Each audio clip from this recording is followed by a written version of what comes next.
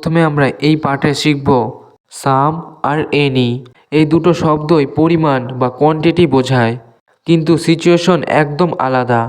সহজ কথায় সাম হলো কিছু যা পজিটিভ অর্থে ব্যবহৃত হয়, আর এনি হলো কোনো, যা নেগেটিভ বা প্রশ্ন করতে ব্যবহৃত হয়। এনি কখন পজিটিভ সেন্টেন্সে বসে আর সাম কখন কোশ্চেনে বসে। এক্সাম্পল, আমার কাছে কিছু টাকা আছে। I have some money. I have some money. দেখুন, এটা একটা হ্যাঁ বাচক বা পজিটিভ বাক্য। এখানে কিছু বোঝাতে আমরা সাম ব্যবহার করেছি। মানি হলো আনকাউন্টেবল নাউন, যা গোনা যায় না। সাম কিন্তু কাউন্টেবল, যেমন আমরা বলতে পারি ফ্রেন্ডস। এবং আনকাউন্টেবল লাইক মানি, দুটোর সাথেই বসে। পরের উদাহরণটি দেখা যাক। তোমার কাছে কি কোনো টাকা আছে? Do you have any money? Do you have any money? এটা একটা প্রশ্ন বা কোশ্চেন। প্রশ্ন করার সময় কোনো অর্থে আমরা এনিকে ইউজ করব। ডু ইউ হ্যাভ সাম মানি বলা যায়, বাট সেটা সাধারণ প্রশ্ন নয়, সেটা অফার করার মতো শোনায়। যেমন, তুমি জানো তার কাছে টাকা নেই, তুমি দিতে চাইছো।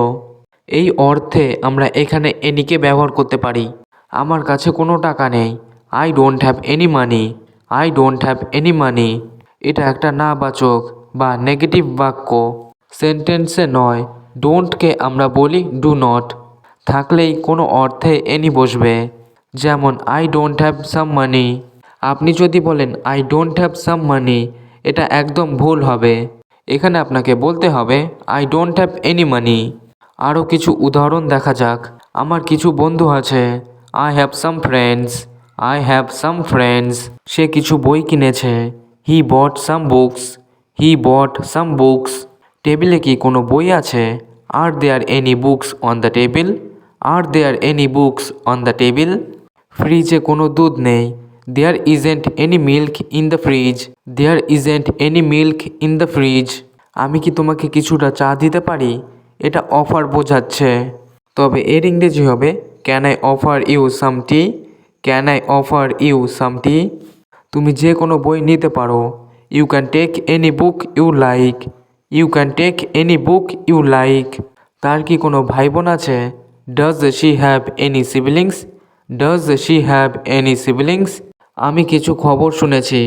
I heard some news. I heard some news. আমি কোনো খবর শুনিনি। I didn't hear any news. I didn't hear any news. তোমার কি কোনো প্রশ্ন আছে? Do you have any questions? Do you have any questions? সে কোনো চেষ্টা করেনি। He didn't make any effort. He didn't make any effort. আমার কিছু সময় দরকার। I need some time. I need some time. মনে রাখবেন, পজিটিভ বা হ্যাঁবাচক বাক্যে সাম, আর নেগেটিভ বা কোশ্চেন বাক্যে এনি।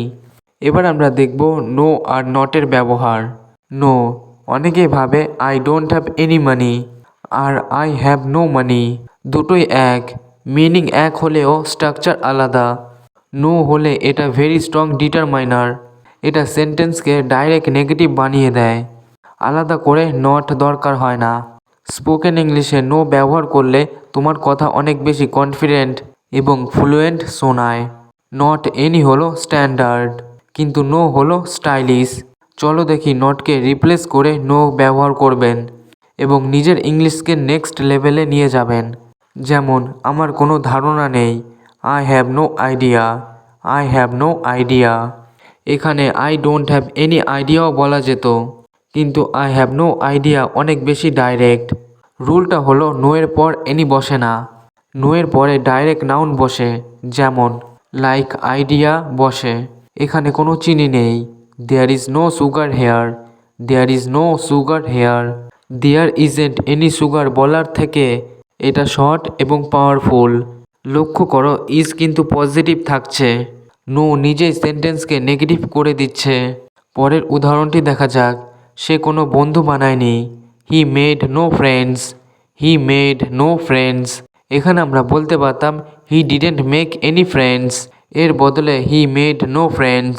পাস্ট টেন্সে same rule, verb made positive থাকবে, নো নেগেটিভ মিনিং দেবে। পরের উদাহরণগুলি দেখা যাক। কোনো কারণ নেই। There is no reason. There is no reason. আমার কোনো সমস্যা নেই। I have no problem, I have no problem. কোনো উত্তর পাওয়া যায়নি। No answer was found, no answer was found. সে কোনো আগ্রহ দেখায়নি। She showed no interest, she showed no interest. এটা কোনো রসিকতা নয়। This is no joke, this is no joke. আমার কোনো সন্দেহ নেই। I have no doubt, I have no doubt.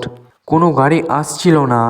There were no cars coming, there were no cars coming. কোনো ঝুঁকি নেও না।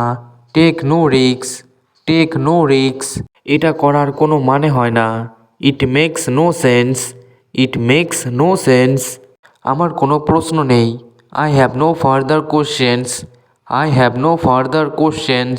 সে কোনো উত্তর দেয়নি। He gave no answer, he gave no answer.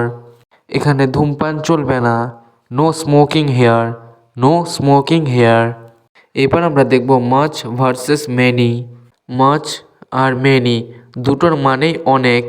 Many বসে কাউন্টেবল নাউনের সাথে, যা গোনা যায়, যেমন পেন, ফ্রেন্ড, বুক ইত্যাদি। আর মাচ বসে আনকাউন্টেবল নাউনের সাথে, যেমন ওয়াটার, টাইম, নলেজ ইত্যাদি।